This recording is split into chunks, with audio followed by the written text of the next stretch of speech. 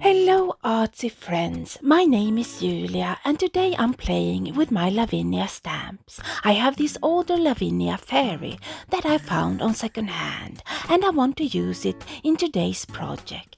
Look at her, isn't she gorgeous?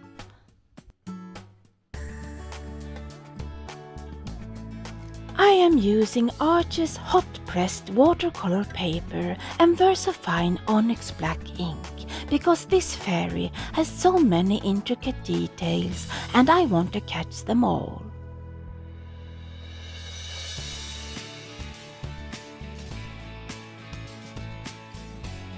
So let's color this fairy and I will use Distress Oxide inks and regular Distress ink to watercolor her in many shades of green. Starting with Shabby Shutters, I fill in her pants and use the darker crushed olive to add shading. For her skirt, I use Twisted Citron and Rustic Wilderness, one of my favorite green combos. And for her top, I use Mowed Lawn and Rustic Wilderness for shadows. Her hat is colored with Cracked Pistagio and Mermaid Lagoon. And I use those two colors for her wings as well. For the flower, I use the yellow mustard seed and make shadows with Mermaid Lagoon that becomes green when mixed with the yellow. I give her a skin tone with my Prima Complexions watercolor palette.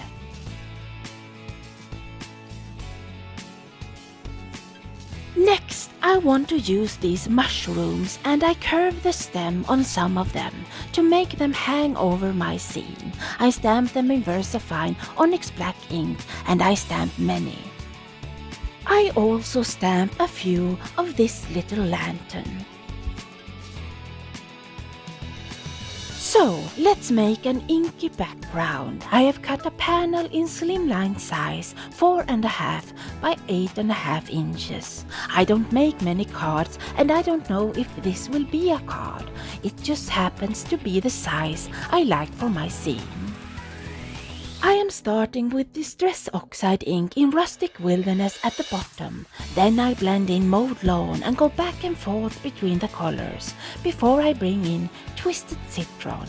I do the same the whole way, going back and forth between the colors for a smooth blend.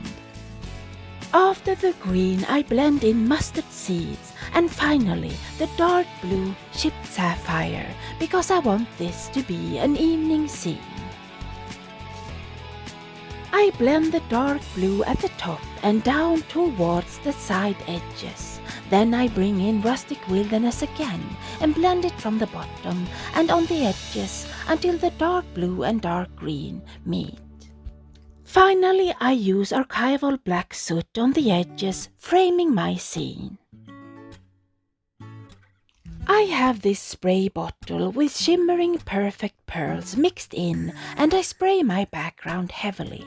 And when I pick up color with a paper towel, I have these shimmering drops all over my panel. And here I have my fairy all cut out.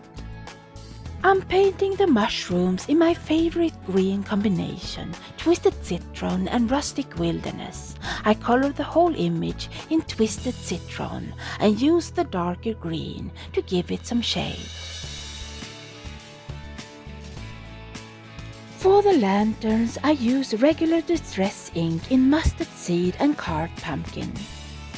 Now, let's add some details to this background, starting with another second-hand stamp, Archival ink in peeled paint and Distress Glaze in peeled paint as well. Archival ink is oil-based and stay wet just long enough for me to add the embossing glaze to my stamped leaves and melt the glaze, but I have to move quick. I stamp and emboss with the glaze a few times at the top of the panel.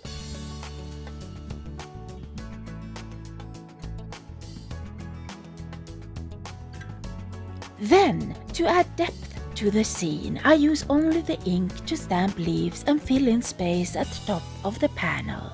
The shiny embossed leaves together with the lighter stamped leaves give me the depth I'm looking for. For the bottom of the panel, I have yet another second-hand stamp set. I put one of the stamps on an acrylic block and use Versafine Brilliance Sage ink to stamp randomly and in different heights.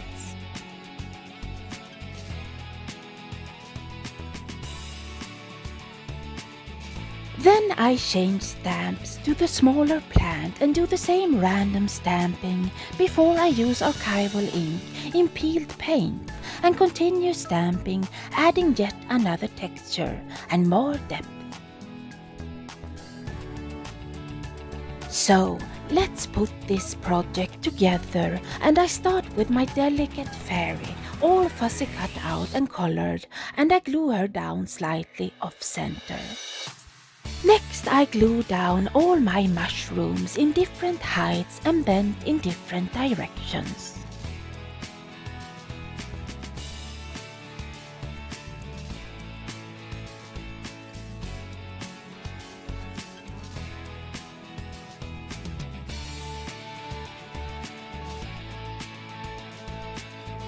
When all my mushrooms are in place, I start gluing down the lanterns, one in her hand and others hanging from the mushrooms, like my fairy is putting up lights to shine during the night.